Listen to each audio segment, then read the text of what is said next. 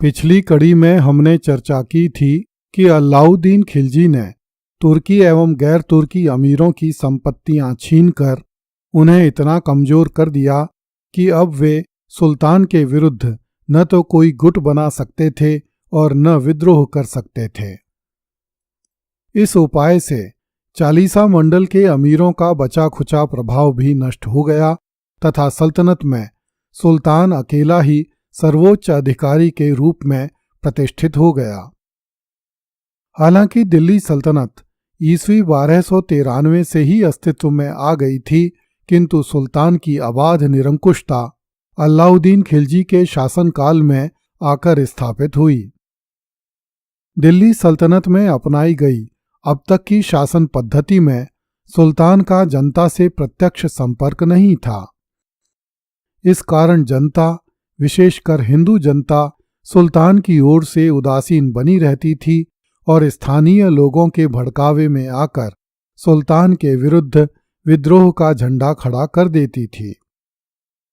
इस कारण अलाउद्दीन खिलजी ने न्याय व्यवस्था एवं दंड विधान में भी आमूलचूल परिवर्तन किए।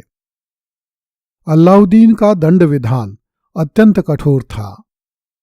उसके राज्य में अपराधी तथा उसके साथियों और संबंधियों को बिना किसी प्रमाण के केवल संदेह के आधार पर मृत्यु दंड दिया जाता था।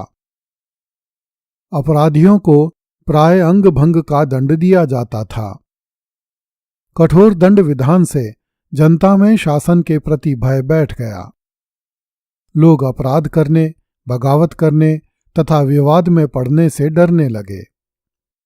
अलाउद्दीन खिलजी ने अपनी मुस्लिम प्रजा के लिए न्याय की समुचित व्यवस्था की।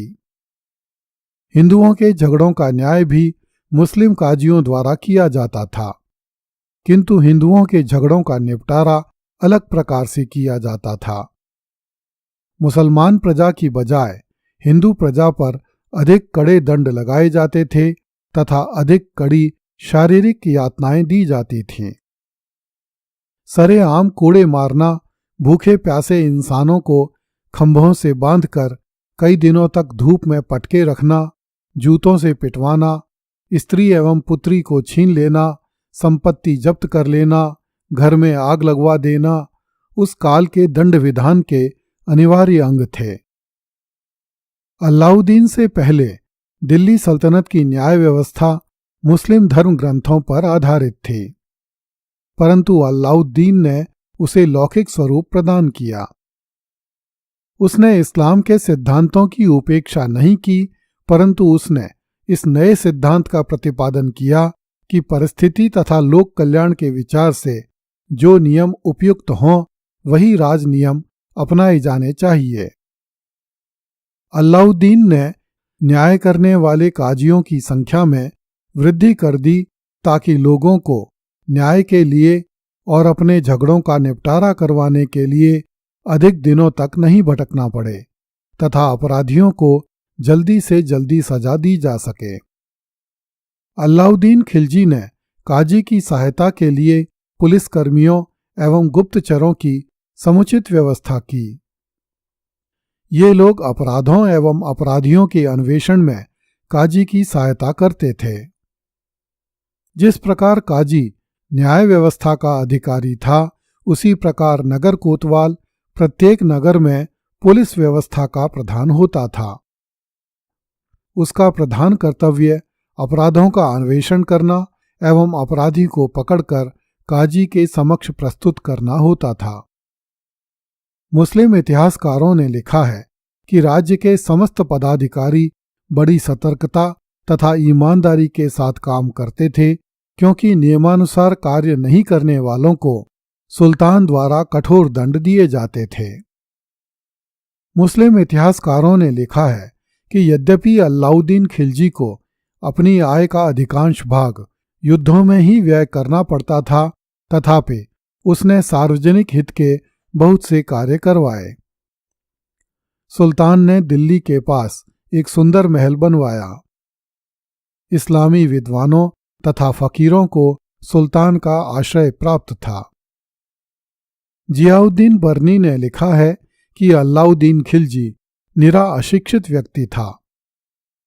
फिर भी हम देखते हैं कि निरक्षर होने के उपरांत भी उसमें नैसर्गिक बौद्धिक प्रतिभा विद्यमान थी।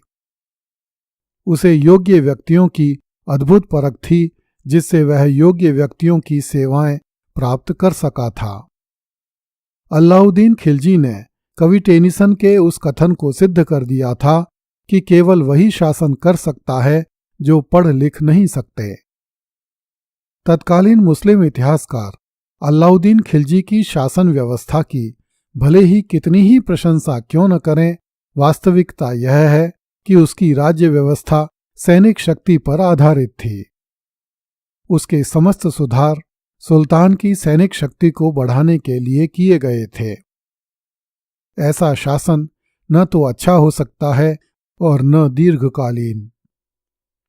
ज्यों-ज्यों सुल्तान की शारीरिक एवं मानसिक शक्ति क्षीण होने लगी, त्यों-त्यों उसकी नीतियों के प्रति असंतोष भी बढ़ने लगा। बहुत से लोग सुल्तान की योजनाओं से असंतुष्ट थे। मुस्लिम अमीर अपनी जागीरें एवं अधिकार प्राप्त करने की ताक में थे, जबकि राजपूत जागीरदार एवं पुराने राजवंश अपने खोए हुए राज्यों को फिर से प्राप्त करने के लिए प्रयासरत थे। व्यापारी वर्ग भी सुल्तान की नीतियों से असंतुष्ट था। वस्तुओं के भाव निश्चित कर देने से व्यापारी वर्ग लाभ से वंचित हो गया था। जो व्यापारी दिल्ली से बाहर जाते थे, उनके कुटुंब पर शासन द्वारा पूर्ण नियंत्रण रखा जाता था। इससे उनके परिवारों की सुरक्षा पर हर समय खतरा बना रहता था। किसान और हिंदू जनता करों के बोझ से दब गई थी। गुप्तचर विभाग की मनमानी से लोगों में असंतोष बढ़ गया था। सुल्तान के अतिरिक्त किसी और व्यक्ति को शासन के संबंध में निर्णय लेने और उसे लागू करने का अधिकार नहीं था। ऐसी शासन व्यवस्था तब तक ही चल सकती थी जब तक कि सुल्तान में उसे चलाने की योग्यता और शक्ति रहे।